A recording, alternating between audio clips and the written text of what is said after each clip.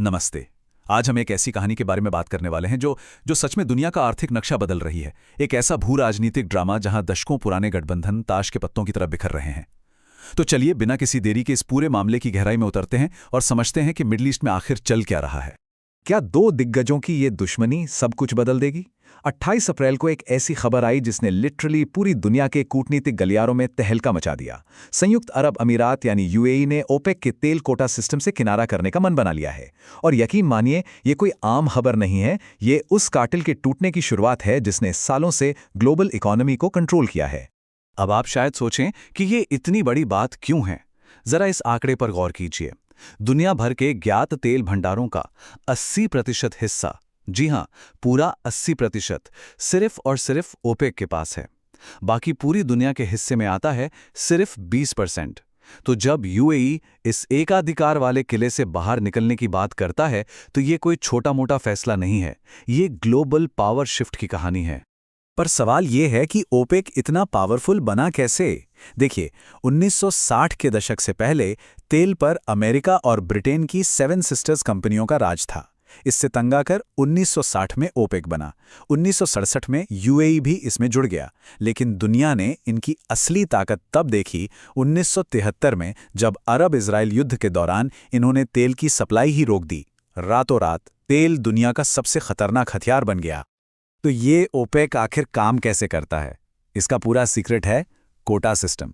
आसान भाषा में समझें तो ये सारे देश मिलकर तय करते हैं कि वो रोजाना सिर्फ एक लिमिटेड मात्रा में ही तेल निकालेंगे। सप्लाई कम रहेगी, दुनिया में डिमांड बढ़ेगी और कीमतें अपने आप आसमान छुएंगी। इसी आर्टिफिशियल कमी से ये देश अपना प्रॉफिट और अपना दबदबा दोनों बनाए रखते हैं। लेकिन यहीं पर कहानी में एक बड़ा ट्विस्ट आता है। ओपेक के अंदर एक गजब की असमानता है। सऊदी अरब हर दिन लगभग 9 मिलियन बैरल तेल निकालता है और दूसरी तरफ यूएई को सिर्फ 2.9 मिलियन बैरल निकालने की इजाजत है। मतलब सऊदी अरब शर्तें तय करता है और यूएई को मानना पड़ता है। और सच कहें तो यूएई अब इस बात से पूरी तरह फ्रस्ट्रेट हो चुका है।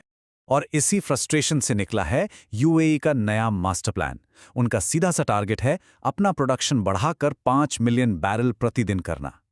यूएई बहुत प्रैक्टिकल सोच रहा है। वो जानते हैं कि फ्यूचर ग्रीन एनर्जी का है। तेल हमेशा तो बिकेगा नहीं, तो जब तक तेल की डिमांड है वो आखिरी बूंद तक प्रॉफिट कमाना चाहते हैं, वो भी सऊदी अरब की किसी रोक टोक के बिना। इसके पीछे की स्ट्रैटेजी भी काफ़ी शानदार है। हॉर्मुज जलडमरू मध्य, जिसे हम स्ट्रेट ऑफ हॉर्मुज भी कहते हैं, अभी जियोपॉलिटिकल टेंशन की वजह से ये क्रिटिकल रास्ता काफ़ी अटका हुआ है।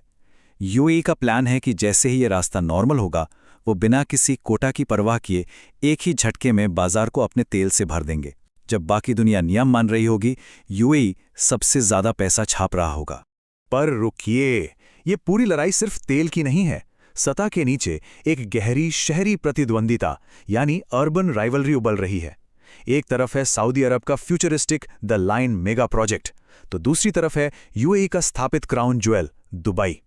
सऊदी अरब किसी भी तरह दुबई को रिप्लेस करके ग्लोबल हब बनना चाहता है, और दुबई की बेतहाशा तरक्की ने इस आर्थिक रेस को इतना तेज कर दिया है कि दोनों देशों के बीच अविश्वास काफी बढ़ गया है। और ये दरार और चौड़ी तब हुई जब अब्राहम एकॉर्ड सामने आए। यूएई ने आधिकारिक तौर पर इजराइल को मान्यता दे दी। इसका नतीजा, यूएई पर क्षेत्रीय हमले होने लगे। लेकिन सबसे ज्यादा हैरान करने वाली बात यह थी कि सऊदी अरब और बाकी पड़ोसी देश बिल्कुल चुपचाप रहे। उन्होंने कुछ नहीं किया। इस चुप्पी ने यूएई को एक साफ मैसेज दे दिया कि मुश्किल वक्त में वो बिल्कुल अकेला है। ये अविश्वास कितना गहरा है, ये यमन में हुई फ्रेंडली फायर की घटना से एकदम साफ हो जाता है। ऐतिहासिक रूप से दोनों देश यमन में एक ही तरफ थे, लेकिन बाद में सऊदी अरब के बलों ने यूएई के ही ठिकानों पर हमला कर दिया।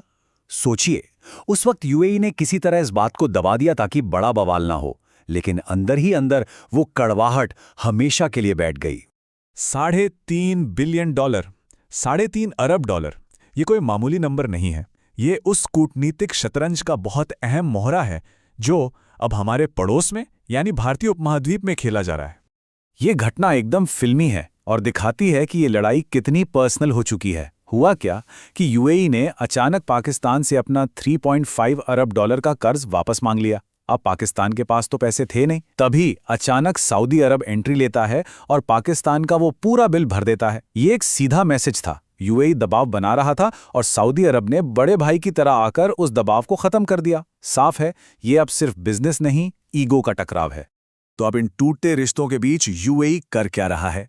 वो खाड़ी देशों के बाहर नए और भरोसेमंद दोस्त ढूंढ रहा है, और यहीं से शुरुआत होती है I2U2 गठबंधन की। इंडिया, इजराइल, यूएई और अमेरिका। यूएई अब ओपेक और सऊदी अरब के साए से बाहर निकलकर दुनिया के प्रमुख लोकतांत्रिक देशों के साथ अपना फ्यूचर सिक्योर कर रहा है। और यहीं पर भारत के लिए एक बहुत बड़ा गेम चेंजर मौका है। भारत अपनी ज़रूरत का 85% तेल इंपोर्ट करता है, जिसमें से लगभग 10% अभी यूएई से आता है। अगर यूएई ओपेक का कोटा सिस्टम तोड़कर आज़ाद होता है तो भारत बिना किसी लिमिट के यूएई के साथ सीधे तौर पर भारी मात्रा में तेल के सौदे कर सकता है। हाल ही में जो मीटिंग्स हुई हैं वो इसी तरफ इशारा कर रही हैं। तो आखिर में इस सब का मतलब क्या है? जैसे जैसे यूएई अपना तेल बाजार में उतारेगा और दुनिया भर में अपने नए गठबंधन बनाएगा, एक बड़ा सवाल खड़ा होता है। मिडिल ईस्ट का नया किंग मेकर आखिर बनेगा कौन? क्या सऊदी अरब अपना बरसों पुराना रुतबा बचा पाएगा, या यूएई अपनी इस नई आज़ादी से पूरी बाजी पलट देगा? ये एक ऐसा भू राजनीतिक ड्रामा है जो लिटरली आने वाले कल की अर्थव्यवस्था तय करेगा। आज के इस विश्लेषण में बस इतना ही। इस दिलचस्प सवाल पर अपनी राय जरूर सोचिएगा।